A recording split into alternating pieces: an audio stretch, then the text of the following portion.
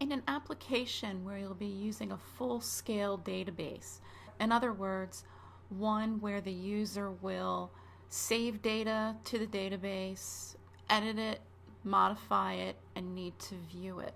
One of the best techniques for doing that is to create a separate database package which creates a modular structure, and it creates your classes that you use for working with your database in a separate file, and then you can call them from within your other screens or your other activities. So for example, this database I'm going to demonstrate would be an assignment tracker, and what we're just going to cover in this part is how to add some records to the database. So we're going to go to Add Assignment, bring up another activity where we can add content.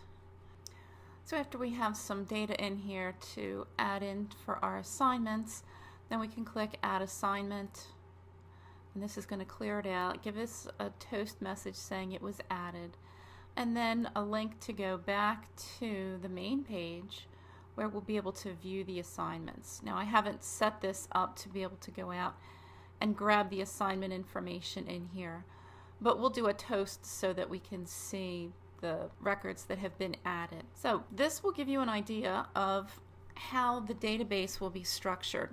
We're going to have 4 fields, one for the assignment name, one for the due date, one for the course name or the class name, and another one for notes. So those will be the 4 fields that will be created in our SQL database.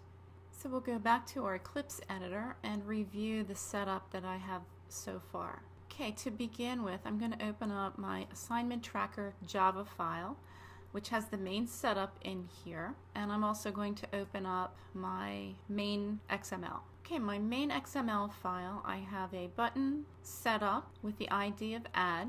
So it's set up in my Java file so that it has an on-click listener.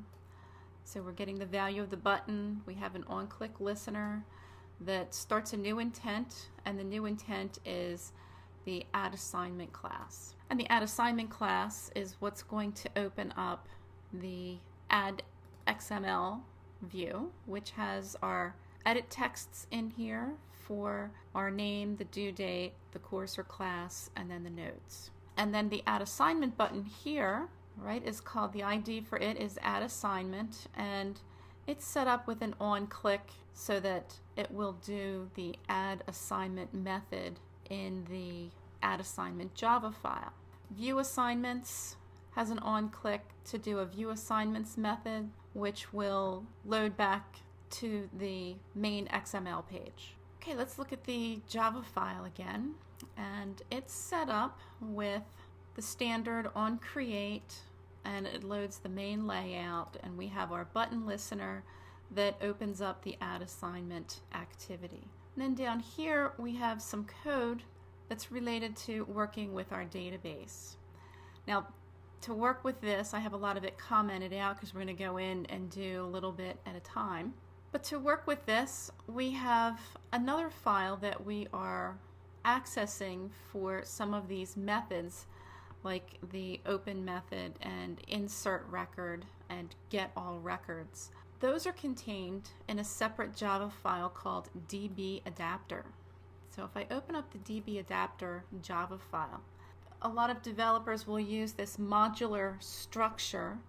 So we're creating a section of constants that will be used in our application. So these include things like the names of our fields. So our ID is going to be our primary key or unique identifier.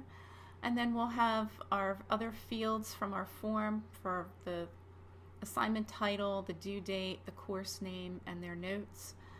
And then we also have a tag and string in here for when we go to do a log.d to display things to the console.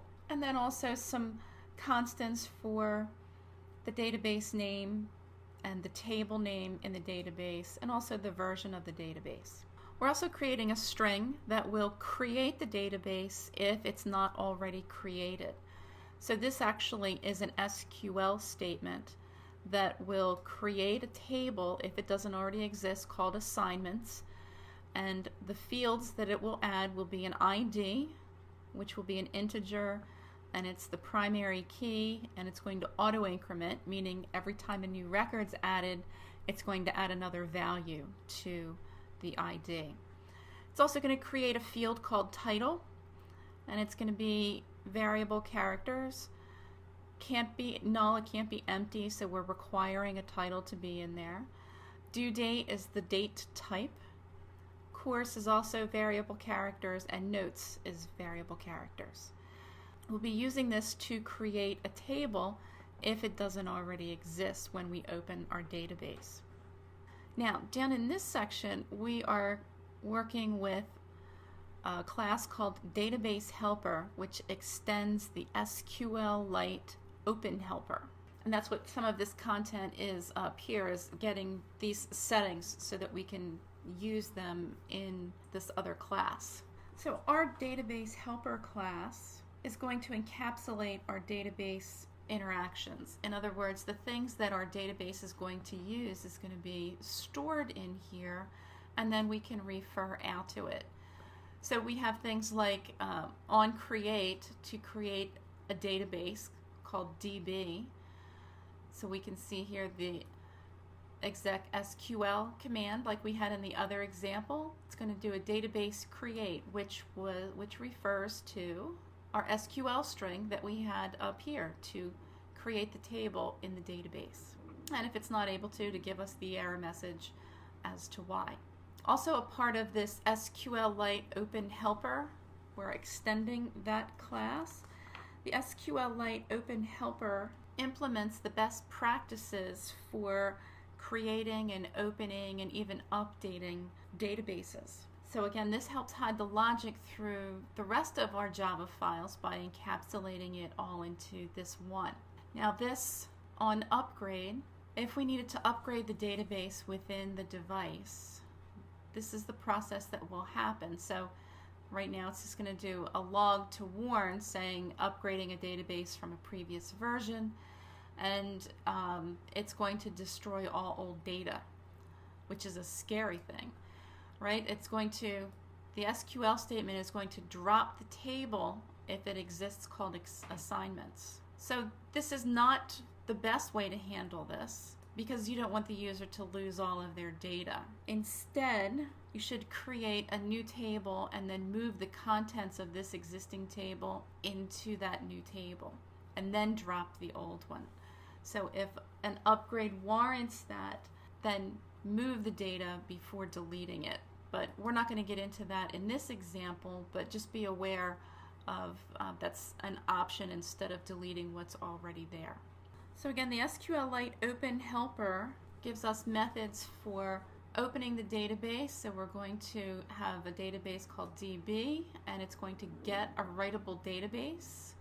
When we're finished working with the database, we can use the close method to close the database. And then we have some methods in here for working with specifically with this particular database. We have an insert record, which will take the values of string and due date and course and notes. Now we create initial values and assign some initial values to them, so when the database first opens, they have something in there. And then we have a method for deleting a record, and it's going to be doing that by the ID of the row, which is going to be the key that will match our primary key. Get all records will help us to get everything that's in the table. And again, you can see that we're using our constants in here to get the values. If we wanted to get a specific record, then we have a method in here to get a record that matches a specific ID. And then to update a record, we're changing the values of what exists in there and updating it with the new information. So as we said, in this example, we're just going to look at getting it to add a new record, and then we will look at using a toast just to be able to see that we were able to successfully add a new record. So I'm going to go to my assignment tracker Java file. So as we said before, on create, it gets the main XML file, inflates that, and then so that displays our Add Assignment button. And the button right now just clicks to go to the Add Assignment class, and that inflates the Add XML layout. So we'll move down here to this section where we're actually opening or accessing the database. Let me make this larger so that we have a little more screen space to work with. Okay, so here we're looking for the path to our database. So it's a destination path, and we saw in an earlier previous video that it's looking for the data folder, the name of your package, the databases folder, and then this is the name of your database. So it's checking to see if it exists and checking to make sure that it can access the database and open it up. Okay, now down here I have a section for adding the assignment, and it's commented out right now. So I'm just going to uncomment it, and I also need to uncomment this DB adapter so that this is what is going to allow us to access the methods that we just had in the DB adapter class that we just looked at. So it's going to open the database, and now we're going to use that database to insert a record. So this insert record is in the DB adapter class, and it's taking strings. So we're going to give it some string information for the name of, or the title of the assignment, the date, the course, and some notes. And so we're going to do that twice. We're going to insert two different records. Okay, our insert record method returns the ID of the inserted row. So when this row is inserted, it's going to have an ID, which is the ID, the primary key in our database. So it's going to return this back here. If it's unable to insert it for any reason, then it's going to return a -1. There's a section in here to get all records. Since we're going to have more than one record, let's see if we can view them all. So I'm just going to uncomment that. Again, it's going to open the database, and it uses the cursor to get the value of the records, and we're going to use the get all records method, which is in the DB adapter class. And there's also a display record method, which is down here. And display record creates a toast, and we're getting the ID and the title of the assignment and the due date, and we're going to display it in a short toast. So I'm going to save this, and let's run it. And then here are our samples that we just had in our app. So that's an example of adding data to the database. And then here we have one getting them back out and just displaying them in a toast so that we can see that that piece worked. Now, to create a full-blown application for the user to add and edit and delete and view the records, probably we'll be breaking things out into different activity screens. So for example, I have the add screen. So rather than doing it programmatically, we want the user to dynamically be able to go in here and put in their information and add it to their assignment. So this activity is set up with add assignment class file, and basically this is set up so that it is importing the DB adapter class. Again, that has the functionality for the database in it. The button add assignment is connected to this, so when they're in this screen and they click add assignment, right, this on click add assignment is the method that is in the add assignment Java file.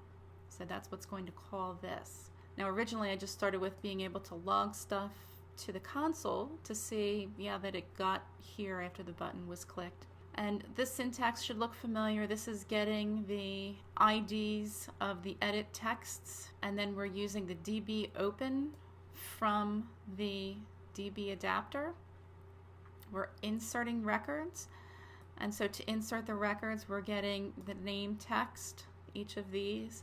We're using the get text method, and we're converting it to a string, because remember, even though it's an edit text, the value in here is not automatically a text string. So we're taking those edit texts and we're getting the value and converting it to a string and then putting it in. And then here we're closing the database.